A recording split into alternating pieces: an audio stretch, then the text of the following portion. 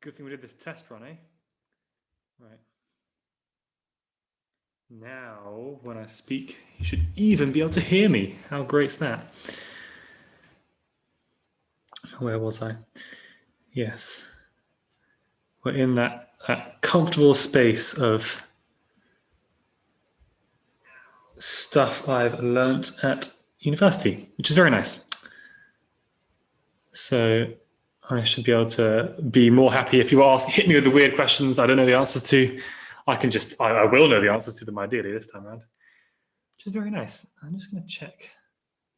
That's the stream key and everything. I assume it will just get the microphone settings from the Zoom meeting, right? Probably. And that's all good. Don't know what DVR is, but I'm going to keep it enabled because it's been enabled so far.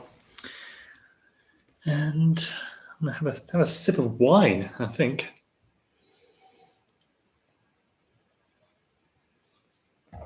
Still good. I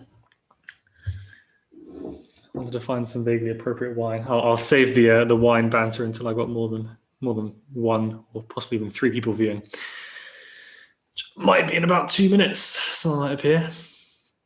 Started possibly too early, but that's fine. I'm just talking into the void for posterity's sake. You know what? It's going to be even more dead air while I flick on another light so I can get some more light on my face.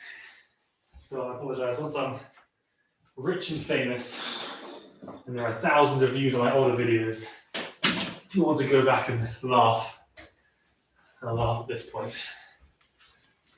Right. It's better. It's even better if I hit the webcam with my headphone lead as I go as well. Might even take my jumper off. How crazy would that be? So the official thing starts in 1 minute, I guess. This is the unofficial super early, only for the real fans. Chat. And it might just be me drinking wine for a bit. I've got my notes. I've got my attempts to pronounce words in German. Erinnerungsgemeinschaft. Erinnerungsgemeinschaft. Exactly.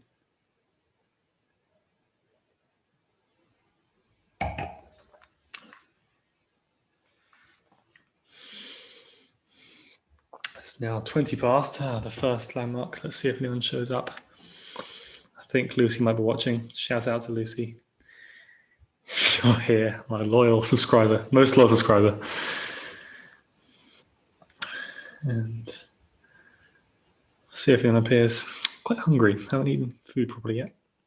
That's all right. The wine will sustain me.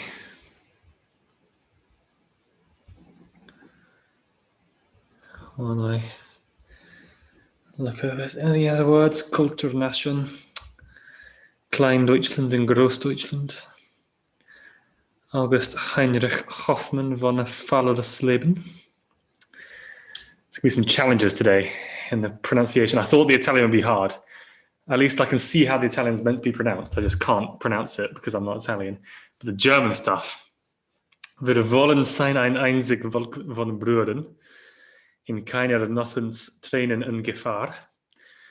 Wir wollen fleißen weiter werden, den Tod, als in der Nächterkraft leben. Nächterkraft. That's a hard word to pronounce, to say the least. And let's see if anyone turns up. I forgot to do all my reminders, so if people have forgotten, I don't blame them. That's fine. You are forgiven. But hopefully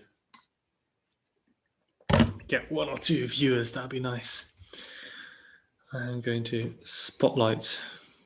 I can't spotlight my video yet because I'm the only person in this meeting. That's a shame. I long for the day. Do I? Yes, probably. Once everyone migrates over to YouTube Live rather than Zoom, that'll be very nice and easy. And I can just stream directly on Zoom.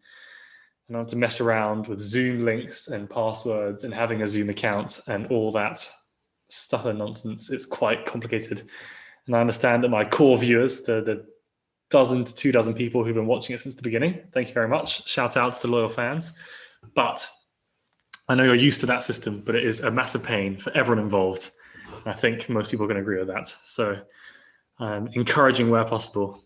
They'll still do it on Zoom until there's like no one watching on Zoom. I'm encouraging where and if possible that people do watch on YouTube instead. It's just easier all around. Okay. Let's see. Might actually be no one, which would be quite funny, not gonna lie. Possibly just Eleanor, as she sent me an email about it. So that's nice. Let's see if anyone else turns up. I can do it as a 1 viewer, or 4 even, on YouTube. If you say hi in the YouTube chat, I will see it. So, for example, I'll say hi chat. And anyone can type that here for some pre-talk banter. I'm looking at the chat for now. Once I start going, I won't have time to look at the chat because I'll be mid-flow of pure history from my mouth to your ears. But, well, via some wires. Until that point, I'll be able to have a little look at the YouTube chat. And 7 minutes to start. I was hoping, I've possibly screwed it up here, that over lockdown I'd have more of an audience because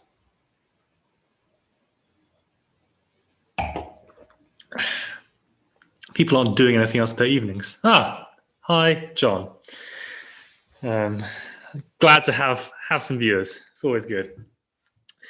Yes, I was hoping that over lockdown, people's evening plans are somewhat not a thing because it's illegal to go outside, pretty much. Not quite, but nearly. I've been thinking about how much to talk about COVID and lockdown, whether to keep these talks timeless or not, whether to address them fully or not. And there's been a criticism, for example, not to claim that what I'm doing is anywhere even remotely near that level. But there's been criticism of, for example, Strictly Come Dancing, where they always talk about COVID and how they're keeping it COVID safe, as opposed to Bake Off, who don't mention it at all, or barely mention it at all. Because Bake Off wants to keep it, you can watch it and you wouldn't know, whereas Strictly wants to show that they've been secure. I'm not sure. I've kind of done a bit of both. When we're talking about the Black Death, I felt totally unable to avoid mentioning COVID, obviously. But it depends. I like a modern parallel. And this is we are living through a very big event that there will be a lot of histories of in future, if that makes sense. I might even write them. Who knows? The next generation of historians will write these histories. And we'll see. So, this is a big deal. So I feel somewhat obliged to talk about it a little bit. There's going to be some EU stuff going on here as well. There's some modern parallels, essentially. But let's see. 5 minutes to go until we can kick off with the story of Germany. And I will mention, you can see that I'm drinking wine. And I'm just going to highlight my own video. Spotlight it. Try and do that. Hi, Jean. Welcome to the chat. I last time was drinking some Italian wine, very in keeping with the theme, the story of Italy and the creation of Italy. And I was racking the cupboards, the fridge, for anything German that I could consume while giving this talk. And I found this Glühwein, which is a German mulled wine. And I had neither the time, the will, nor the energy to mull some wine for the purposes of this talk. So I haven't mulled it, and I'm drinking from a different glass, but I can pretend by holding just the top. I've got some nice German Glühwein I'm having today, even though I'm not. It's just ordinary wine. Hi, Mum. Welcome. Glad to see you're in. And Dad. Glad to see people are filtering in, even though I sent in the reminder email extremely late, which is entirely my fault because I forgot. I was so busy finalizing this talk and getting it just right and trying to practice my frankly shoddy pronunciation of German names and terms that I forgot. But it's fine. There's 4 people on YouTube, 3 people on Zoom. That's enough. I'd still do it even if it was just me. And who knows, there might be a flood of people last minute, frantically anxious to get in their Thursday night history. That's possible too. We can but hope. But hello, everyone. Welcome back. I hope everyone's doing all right. I know life's a bit rough right now, but it's all good. Hey, Hi, Mum. We can learn about Germany instead, because there's a lot of history. In what I think about the popular imagination of history, which I know isn't, I have quite a poor grasp of the popular imagination of history because I've been obsessed with history from a very, very young age.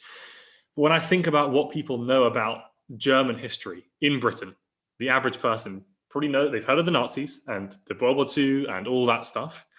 They've heard of World War I and Germany being involved in World War I.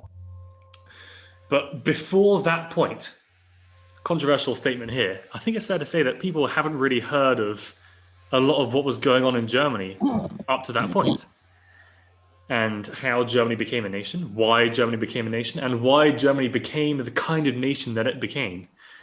And that's what we're going to be talking about today. And so I hope there's going to be some history people haven't really even heard of, because when we were doing, hello Adele, I'm trying to think of a really famous thing, the French Revolution. People have heard of the French Revolution. They've heard of the guillotining. They've heard of the terror. They've heard of all that stuff going on. But I suspect that people really haven't heard of the creation of Italy and Germany. If I'm wrong, then prove me wrong. I'm very happy if people have heard of it, because I wish people knew more history than they did. I'd be very, very pleased if that is the case. But I would make the claim that Germany is not a very well-known, the creation of Germany is not a very well-known historical phenomenon. And so with my Glühwein to protect me, a nice German mulled wine, and actually some viewers, which is lovely to see, because I was very bad at reminding people that it's going on. So hello, everyone there. It is 6:29. I know a little bit, Lucas, because I did history at university like you. Perfect. But I feel really strongly that no one, particularly the younger generation, know anything about history, because Claudia at Godolphin had to choose between history and geography. I mean, what is that about? It's a crisis. And imagine someone picking geography. What a joke. Fools. Sorry. There's a geography, so she knows nothing about history, but the history curriculum was rubbish anyway. I've heard from, I don't want to call out Zoe, but I want to call out Zoe, that best philosopher I know, Zoe, excellent at philosophy, but the historical knowledge, not really there. But we're gonna change that right now. Sorry, Eleanor, because it is 6:30, so I am gonna mute everyone. I'll mute myself. I'm gonna mute everyone and kick off, as the time is now, and the topic is Germany. So I'm gonna share my screen, and I'm gonna do the thing real quick. All the tech fails me at every turn, but it's okay. I'm going to share my screen, and I welcome everyone to Mostly Harmless History. Here we go. We're going to be learning all about the creation of the German Empire. And so today we are asking and hoping to answer the question, why was Germany, of course? And this talk is going to be a three-part show, the beginning, middle, and end. The beginning is, why did Germany form? What were the pressures and trends and reasons for the formation of the German Empire? The second part will be, how did Germany form? What were the mechanisms and the triggers that caused Germany to become one nation? And then finally, we're going to have a brief little retrospective on what were the consequences of Germany becoming a nation, because I think those were quite severe and really shaped the next few years, the next few decades of European and global history.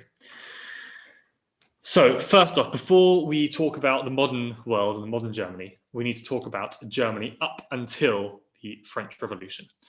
And what we have depicted here is a 19th century painting of Germania, like Britannia or other France, as a woman wearing the red cap. There's a natural depiction of a woman, and as of a country as a woman, sorry.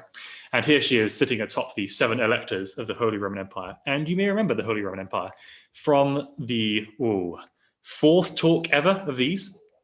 we learned about it, formed in the 9th century by Charlemagne, conquering lots of Europe to try and be like the Romans. And the institution of the Holy Roman Empire was effectively in control. This very, very loose confederation of Central European states was in control. It existed for about 1,000 years, did pretty well, but was like the Italian states had been. There's going to be a lot of similarities to the Italian unification story. Was far more divided than united. People from Mecklenburg and Bavaria did not view themselves as that similar. In fact, it is estimated that today, right now, the Swabian, Bavarian, Saxon, and Cologne dialects, in their most pure forms, are around 40% mutually intelligible with like standard German. So right now, given all the reforms that happened to centralize the German nation, a person from Swabia could understand about half of what a person from Bavaria was saying if they were speaking their dialects. As you can imagine, in the 19th century, it was much more severe than that. So yes, they had different polities because they were different duchies and kingdoms and counties and palatinates and cities, and you remember how complex it used to be.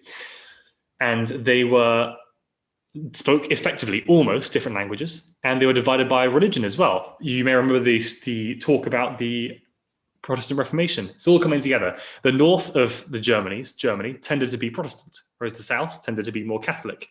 They were economically divided. The north tended to be more industrialized, and that would accelerate over this period, while the south is more agrarian and agricultural. And so Germany was very divided. And there were some people who were talking about a united Germany. For example, Johann Gottfried Herder and the very, very similarly named Johann Gottlieb Fichte, not the same person, both German nationalists, wrote about the nation of Germany. And there was an idea, there were three kind of ideas of what a Germany would be. The first was the Germans as a Sprachnation, which means a people unified by the same language. Not the same language, but at least German rather than French or English or Italian or whatever. Secondly, there was a Kulturnation, which is people unified by the same culture. And that's the ideas of, I don't know, being German and liking oak trees and hating French people and living on the Rhine, that kind of stuff.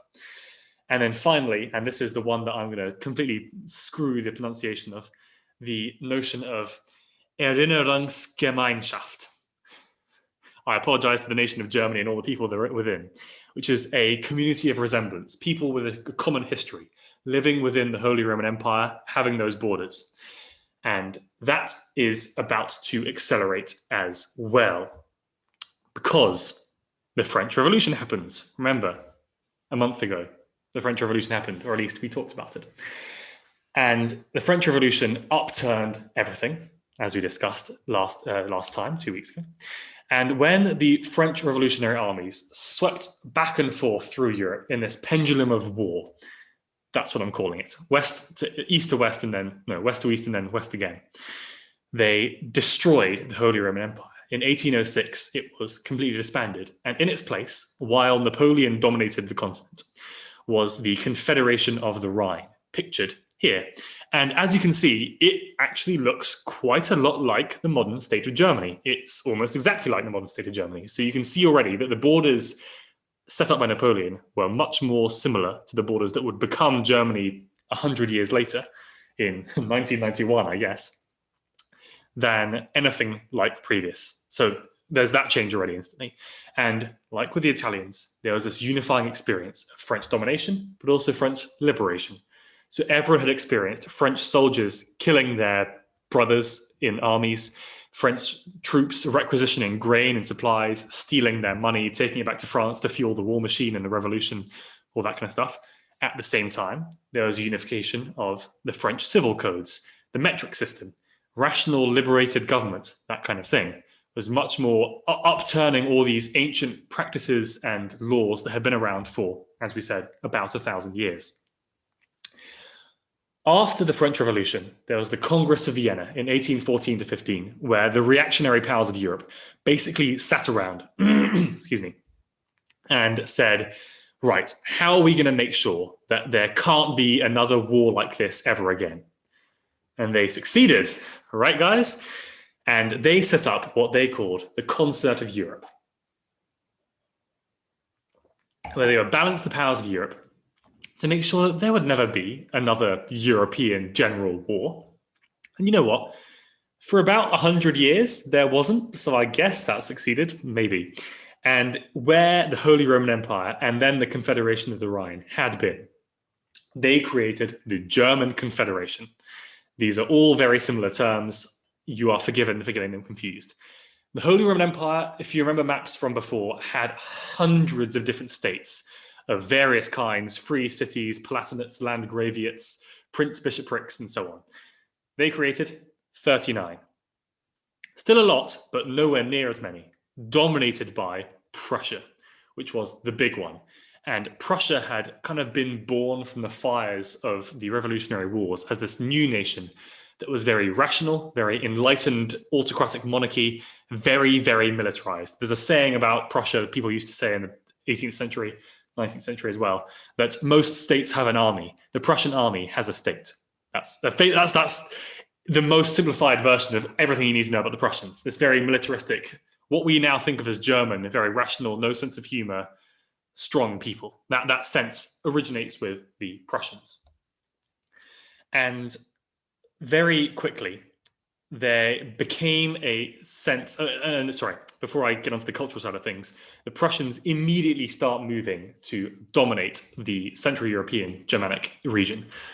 Previously, for in fact hundreds of years beforehand, the Austrians had dominated Central Europe by generally being the Holy Roman Emperors. Now they were just the Austrian emperors and would later become the Austro-Hungarian emperors, still the same people, still the Habsburgs. But the Prussians begin in their new powerful nation to vie for control of Central Europe. And that's what most of the next century would look like, the Prussians vying with the Austrians for control of Central Europe. Sometimes it would even come to blows, and we'll look at that as well. And the first way that the Germans, the Prussians, did this was through the Zollverein Customs Union, which was started on the 1st of January, 1834, so only about 20 years after the Congress of Vienna. And it will eventually include most German states, and it is a full economic union without a political federation or union. The first time that's ever happened. It is the spiritual father of, I guess you could say, the European Union. They shared a currency, they didn't have internal tariffs, and it was a way for Germans to be imperialist.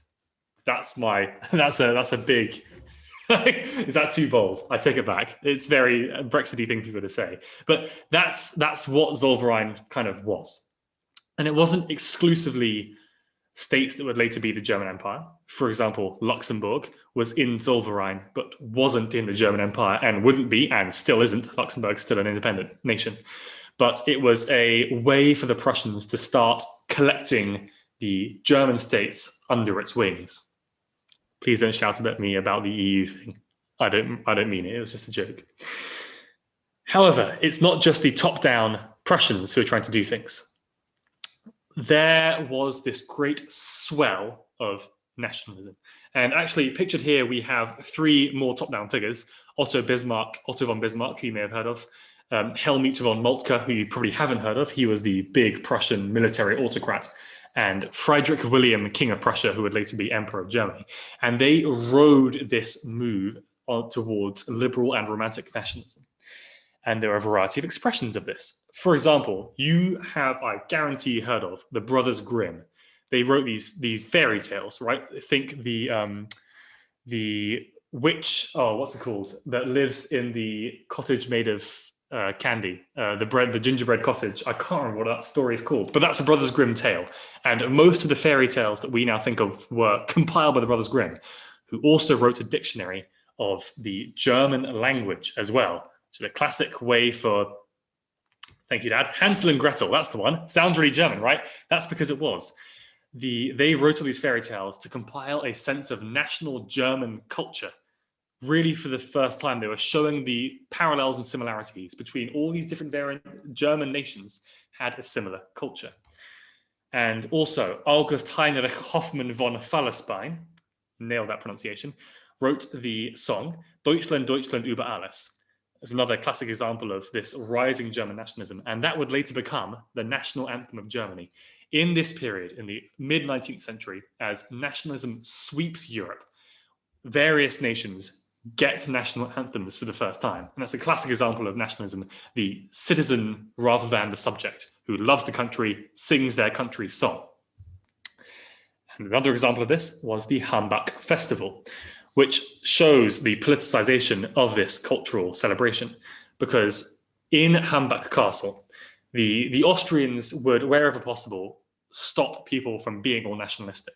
And there needs some explanation here, because the Austrian Empire was very multi-ethnic, the same as the Russian Empire. The two great reactionary powers who would try and stop this wave of nationalism were the Austrians and the Germans, because they knew that if nationalism happened, they were screwed. Because the Austrian Empire had Austrians, yes, but also Hungarians, Czechs, Slovaks, Slovenes, Serbians, Bosnians, Croatians, many, many different peoples. The Russian Empire has Ukrainians, Poles, Finns, Jewish people, Cossacks, Tatars, Crimeans. You know, there's no way to list all the various peoples that lived in the Russian and Austrian empires.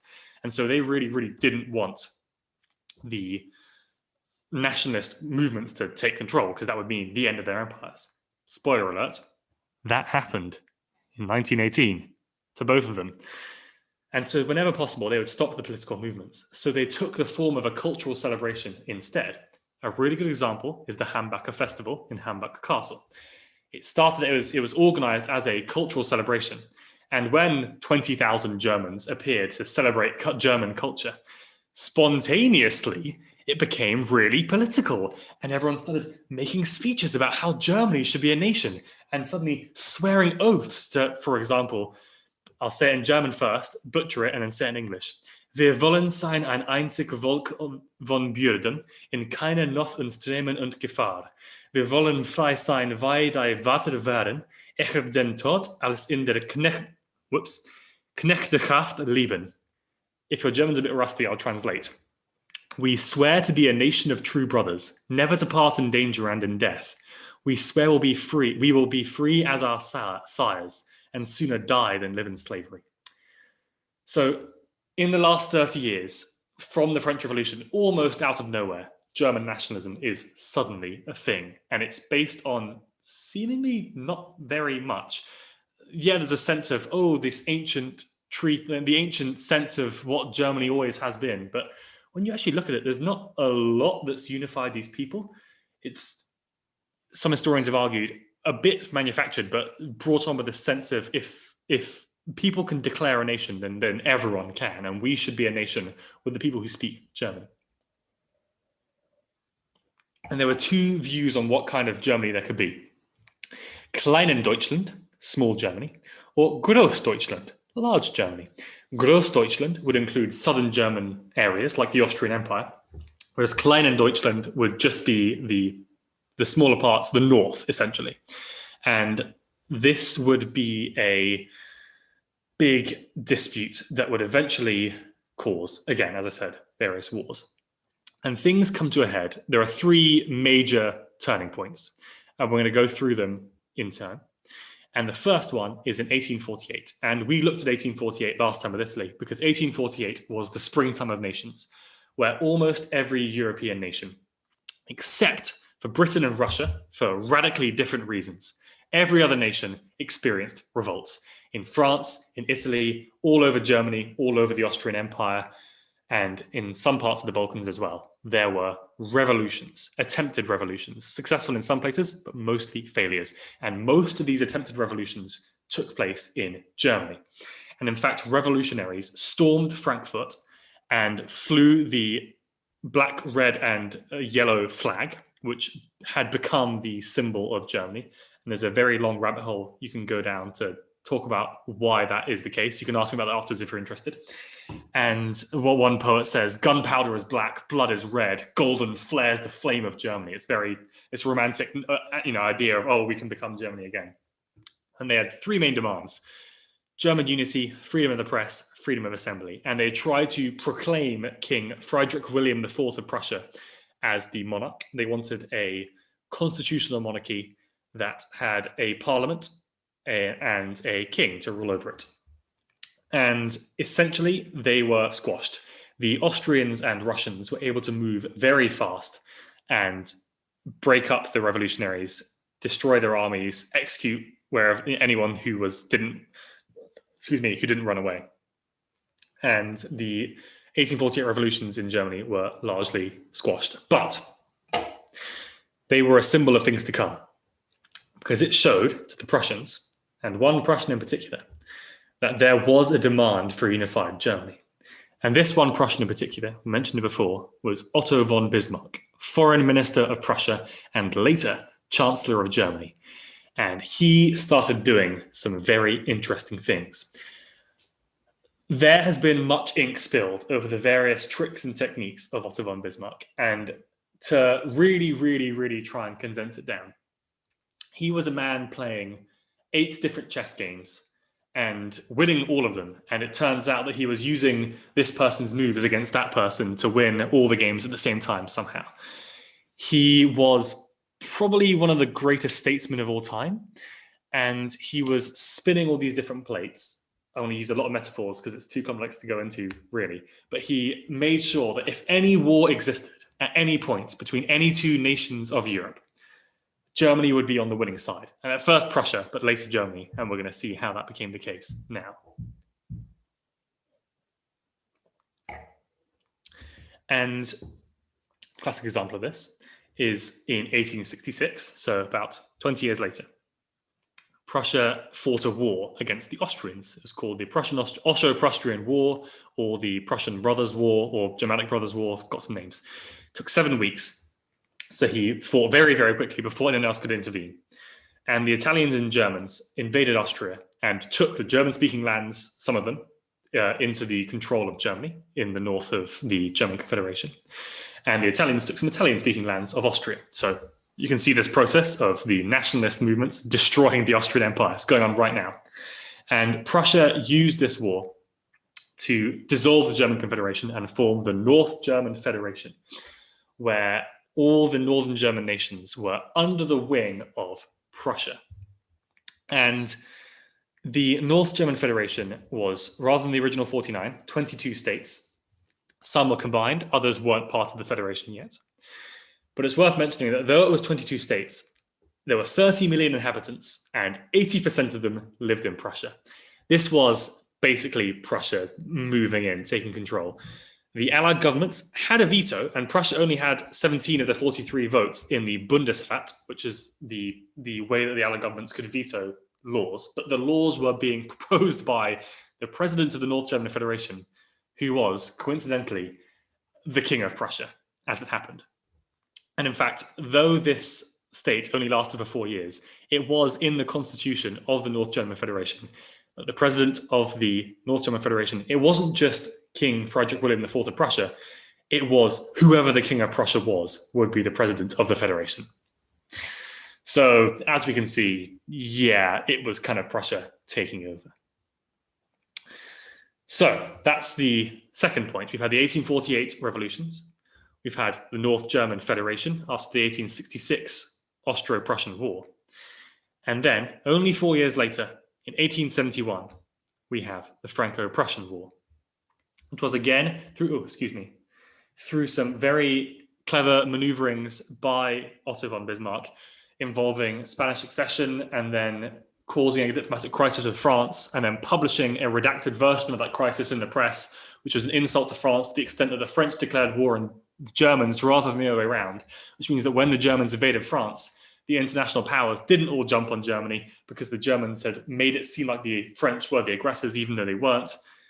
Very, very complicated, but long story short, the war is, again, effectively over very, very quickly, where the Germans move in and smash the French army to pieces in the Battle of Sedan, force a surrender, and actually force the Emperor of France again to surrender. You may be wondering why France had an emperor. Things have been going crazy in France for this period. And, there's not time to talk about it, but long story short, the Battle of Sedan ends the Second French Empire and begins the Third French Republic. Stuff's been happening. But the important point is that France gets crushed. France, because I left in a spelling mistake by accident. And the Germans take Alsace-Lorraine. Sorry, did I say Alsace-Lorraine? I meant Elsass-Lothringen, which is what the Germans would call it, this region on the west bank of the Rhine that had been a matter of dispute for a while now, and the Germans took it off France and incorporated it into the German Empire. Sorry, did I say the German Empire? I thought there was the North German Federation. Well, in the Hall of Mirrors, in the Palace of Versailles, outside Paris, which lets you know how well the war's going for the French, the Germans stand there and proclaim the new German Empire. And it includes Bavaria. After some dispute, there had been the King of Bavaria, Mad King Ludwig II of Bavaria, who created the castle of Neuschwanstein, which is a very, very nice tourist attraction. I recommend it if you're ever in the area. And he died mysteriously. Some say assassinated. In fact, there is still a political party in Bavaria to this day who argue that Bavaria should not be a part of Germany because they were illegally brought into the German nation. And Bavaria is incorporated into the German Federation alongside some smaller principalities. And the German Empire is formed from the ashes of the Franco-Prussian War. It's, for historical accuracy's sake, it's worth mentioning that even though the Germans smashed the French in Sedan, the war does continue for a long period of time afterwards. There's like a 100-day siege of Paris. And again, there's stories of heroes. There's the Parisian Commune that's declared. There's a republic. There's a lot of crazy things happen. But the salient point for our story is that the German Empire is formed, flying the black, white, and red flag. It is instantly a world power. Otto von Bismarck becomes Chancellor of the German Empire. And just for some stats it's worth talking as well, by the way, that the Prussia is still kind of dominating this region. Prussia is still 2/3 of the area and population, not quite the 80%, but still really dominant over this German Empire. But it very quickly, this nation is really industrialized in coal, iron, later steel, chemicals, railways.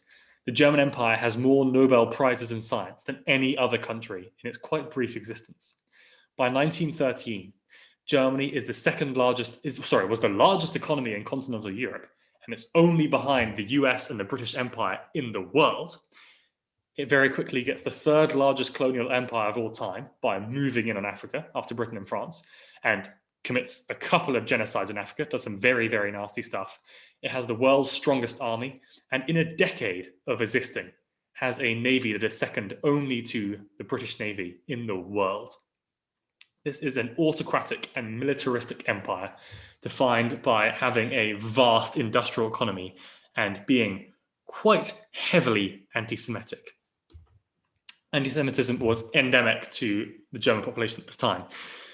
The laws and constitution did protect Jewish citizens to a certain extent, but there was a vast amount of anti-Semitism going on through the German Empire, which culminates 20 years after its end with the Second World War and the Holocaust. But as an example, there's actually a study in the German military, which loved doing studies of various things. And they wanted to count to see if Jewish citizens were less likely to volunteer for the army than German citizens, as a way to prove that these Jewish people weren't really citizens of Germany, that they were cowards, that they were trying to sneakily destroy Germany, whatever. And they did this vast study and concluded that actually Jewish people were far more likely to volunteer for the German army than anyone else. And so they hid the results of the report because they were embarrassed.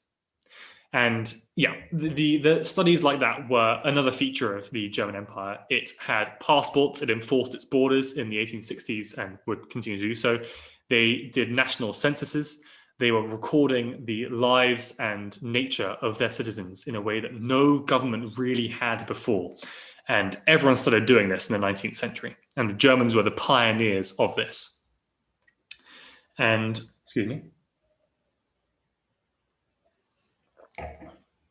This would immediately, all these things happening, this immediate militarism and economic powerhouse nature, industrialization, colonial expansion, completely upset the concert of Europe. This very nice, neat concert where the British, the French, the Austrians, and the Russians and the Prussians would all agree to keep the balance of power, gone. The Prussians and now the German Empire has destroyed that balance, and there is no way for this balance to be resolved. The British cannot handle the fact that the Germans are challenging them in navy and in colonial empire. The French cannot handle the fact that the French birth rates are massively declining in relation to the German Empire, which is increasing in size. And the Austrians are terrified that the nationalism that's sweeping through Europe, same as the Russians, is going to tear their nation apart. Same as the Ottomans, in fact, another multi-ethnic empire that would be destroyed by what's going to happen in the next talk, which is the First World War. So, what's pictured here, as she was in the first slide, is Germania, holding the longest flag I've ever seen and carrying the sword of progress, but we'll see how that goes. And let's conclude. We've had a whip through here. What are, first off, the similarities and the differences with Italian unification?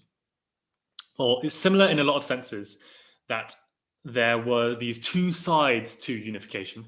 There were the romantic cultural nationalists who wanted their nation to form one people, to have a liberal constitutional government and freedom of the press and association, all that kind of lovely stuff. And this political side, where the powerful nation grabs power. It was Sardinia-Piedmont in Italy, and it was Prussia in Germany. And they basically win, because when we asked the question, was it successful? It was very, very successful if you are Otto von Bismarck. And there is a caveat to this, however. Because when would German unification be complete? There were still Germans living in Czechia, in modern-day Czechia. That was then part of the Austrian Empire and would later be Czechoslovakia. There were still Germans living in parts of Poland. There were still Germans living in parts of Denmark. There were German populations all over Europe, and there was a movement of pan-Germanism that sought to unify those people under one Reich. Incidentally, the German Empire was the Second Reich, after the Holy Roman Empire was the First Reich. We all know what the Third Reich was, and let's not pussyfoot around it. The extent of German nationalism would result in Nazi Germany, National Socialism. And so when we ask the question, was it successful? Well, it wasn't completed, and it could never be completed, because this kind of expansionist nationalism could only result in further expansionism and further nationalism and further wars. And that's bad. And that's the one side of things, because when we ask where would it lead, that's the only way it could have led. Because the other side is that the Germans almost moved too quickly, and they upset the balance of power so drastically in Europe that some historians have argued that there was going to be a war because everyone else was so terrified by what Germany was doing to Europe in carving it up, in swallowing it, in expanding this fast. And so, in short, why was Germany? Because the peoples of Central Europe demanded that they be formed into a nation. And yet at the same time, the rest of the peoples of Europe couldn't withstand this vast industrial militaristic nation that was to be formed through the fires and the diplomatic scheming of the mid and late 19th century. And the painting that we have here is a rather beautiful, I would say, representation of the declaration and proclamation of the German Empire in the Hall of Mirrors in the Palace of Versailles. And now I ask if there are any questions at all. And I'm now monitoring the YouTube chat again and the Zoom chat too. And yes, I have a question almost immediately, which is always nice. Someone is asking, what's with the flags? Why the red, white? Why the red, black, and yellow? And why was the German Empire not yellow but white? And so the original red, orange, and black was a very, very old crest, actually. And it dates from possibly one of the original crests of the electors of the Holy Roman Empire. And there are a variety of reasons given, like the black for the gunpowder, red for the blood, yellow for the flame of Germany. There are a variety of reasons given for the colors, but they are very, very old and they're kind of shrouded in myth and legend. However, once the German Empire was proclaimed, the reason why there was a orange rather than so they had red, black, and white, is because the Austrians, the Habsburg colors, were black and orange, and they didn't want to associate with the Habsburgs because they were Kleindeutschland. They were northern German. They weren't happy with these Habsburg Austrians taking control. And so they used the colors of Prussia, which is black and white, and the colors of the Hanseatic League, which had been this kind of loose German confederation in the early modern and modern period, which is like a trading confederation of northern German cities. And those colors were red and black.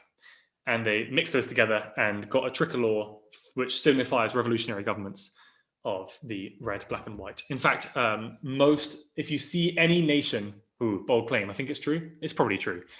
Any nation whose flag now is a tricolor, so that's 3 bars, vertical or horizontal, was created out of a revolution. And that's because the tricolor was the French revolutionary flag, and every other nation was inspired by the French Revolution, either by saying it went too far, it didn't go far enough, let's use those methods, let's not use those methods. And that's why the Irish flag, the ones of Belgium and the Netherlands and Luxembourg, the ones of Russia now, a lot of African nations have a tricolor. Same goes for Latin American nations, because they were born from the decolonization revolutions. And yeah, that's why the German flag was the black, white, and red, and is now the black, yellow, and red, from that ancient symbol mixed in with the modern revolutionary ideas. I have another question, which is, were religion and music also important factors like in Italy? Now, Germany was far more religiously divided than Italy was. The Italians were pretty much, to a person, Catholic, unsurprisingly. I mean, the Pope is right there. It's kind of hard to say to his face that you don't believe in him. Whereas while the south of Germany was Catholic, the north was Protestant. And so really religion was actually quite divisive. And there was a big push in the German Empire to de-Catholicize the south of Germany. And so it wasn't making everyone Protestants, but they were trying to screw with the power of the Pope. And there's a famous painting of a chessboard with Otto von Bismarck on one side, and the Pope on the other side, and they're playing chess, which shows that it was actually religion, I guess, was important, but for the other side, not for that reason. As for music, so, okay, maybe this is me being boorish about Germany, but I think it's the case that Germany was far more into the industrialization and the science and that kind of stuff than it was about the culture and the music and art. And there still was a lot of very nice music and art created, but they didn't have the same opera culture like there was in Italy, nor did they have the same sense of the Enlightenment and the culture of France, for example, as well. And there's a lot of kind of almost feeling resentful that France and Italy had these great old traditions of fine art that Germany was kind of lacking, and felt the need to show the stuff that they were good at instead. And Barbara Tuchman, who's an excellent historian, she writes a lot about how the Germans, her stuff's a bit outdated now, I would say, and most historians agree. But she writes a lot about how the Germans felt a bit insecure about their lack of fine music and culture in the way that the French and the Italians and the Romantic, rather than Germanic sides of Europe had. So religion, important, but not for that reason. Music, big, but again, in a different way. I have a couple more questions. When was German first used to refer to the German region as a whole? And that is a very good question, because the people who were known as German had been calling themselves German for a very long time. But the region itself, the geographical location of Germany, is a different story entirely. And there are various points. And when you say when it was used to refer to the Germans, that is also a vexed question, because there were times when the German, like one person would call it Germany. So for example, the meeting of the Holy Roman Empire in 1154, there are representatives given from each nation, and there's a representative of the German nation. So you could say, oh, 12th century, but that would be wrong, because no one really thought of Germany as a region, which was a nation. So really that comes about more in the 19th century, when people start talking about Germany and the German region. And for example, Deutschland über alles gives geographical locations of Germany from river to river, from region to region. So it's really in the early 19th century that it first starts coming about with this wave of nationalism. I have another question. Re-German unification. Can you comment on what were the causes of the First World War, or has it beyond the scope of this discussion? So the next time, the title will be How to Stop a War. And it's going to be about whether the First World War could have been averted. And it's going to talk about the reasons for the First World War. And, or in fact, more for the Great War, which is slightly different. And I'll get into that as well. So really, that's such a good question that I'm going to give a whole talk about it in 2 weeks. But in very brief, and specifically focusing on German unification, I would say yes, in the sense that there was a general European war where everyone fights everyone else, right? The last time that happened was the French Revolutionary Wars. And there's a very strong argument, which I have a lot of sympathy for, is that the reason why this happened is whenever the balance of power as Europe is upset, the balance has to be reasserted. So France became extremely powerful after its revolution by mobilizing its citizens, and talked about that a bit when we were talking about the French Revolution, but they formed this massive conscript army that no one else could handle. And so everyone else had to fight them to stop them from just, taking over the entire world, which they tried to do. And you know what? Nearly succeeded in doing. And so the French Revolutionary and Imperial Wars, you could kind of argue, were just the balance of power in Europe reasserting itself. The same could be said of First World War. Gosh, nearly spilled wine everywhere, but I avoided it. The Germans, upon the revolution and creation of their nation, massively upset the balance of power in Europe, became really, really powerful, and everyone else effectively jumped on them to stop them from being that dominant, being that powerful. And so, to answer the question of was this the cause of the First World War, I wouldn't say it's the biggest cause. There's been a lot of ink spilled, and we're going to try and talk about it a bit more in 2 weeks' time.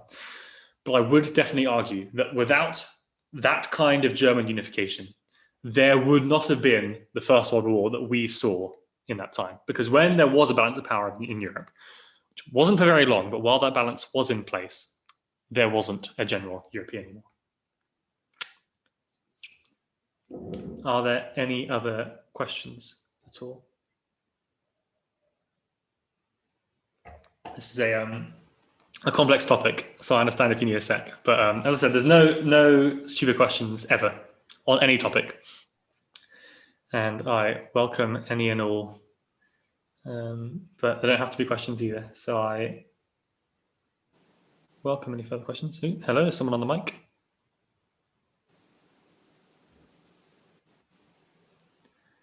If someone is talking, I'm afraid I can't hear you. But you might not be talking, to be fair.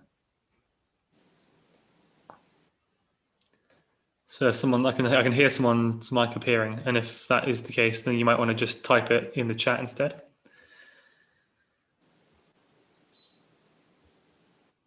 Maybe not. Yeah, I mean, if there are no other questions, then we can end it here. But now, speak now if you ever hold your peace. As I said, no shame at all. Ah, yes. Why? Okay, there's one more. Why is Germany called Deutschland, which sounds Dutch? So the reason for that is that the language that so often okay, I'm trying to dial back many steps here. The name given to different places by different peoples is often different to what people call themselves, if that makes sense. And so, for example, we call Greece Greece when the Greeks call themselves the Hellenes, Hellas, the Hellenic peoples rather than the Greek peoples. And the German for German is Deutsch. And the reason why the Netherlands is called Dutch is because they are very, very nearly German. The Dutch people speak a language that's very, very similar to the German language. And they have done since time immemorial. They've been a Germanic peoples. As for why we call Germany Germany, I was just supposed to, that's more the question. Rather than why is Germany called Deutschland, it should be why do we call the Germans Germans? I don't actually know.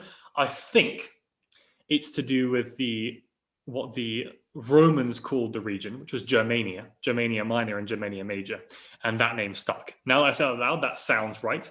And Tacitus wrote his book, Germania, to describe the German people. So while people within that region called themselves by their language, Deutsch, and called themselves Deutschland, the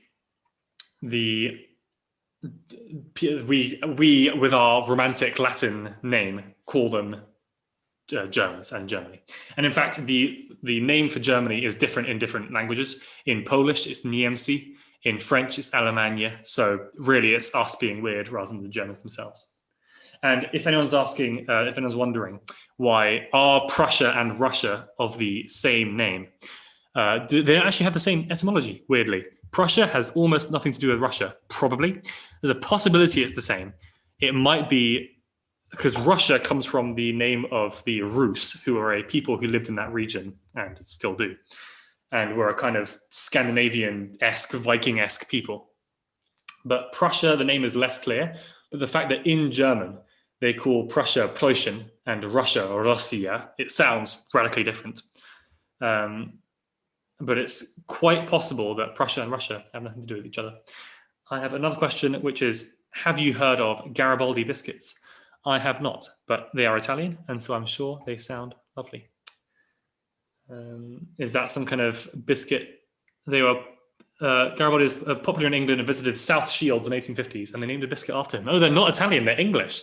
That's quite cool, yeah. Garibaldi was a big folk hero because he was seen as this figure who just wanted to fight for the freedom and liberation of all peoples.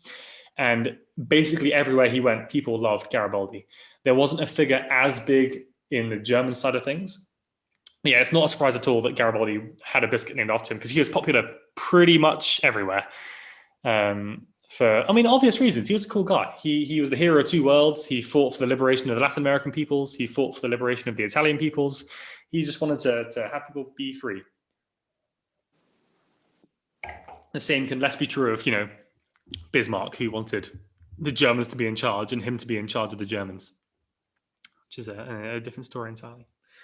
And so, yeah, the time is about 15:15. So thank you, everyone, for turning up this time around. Next time, we're going to be looking at the Great War and could it have been averted?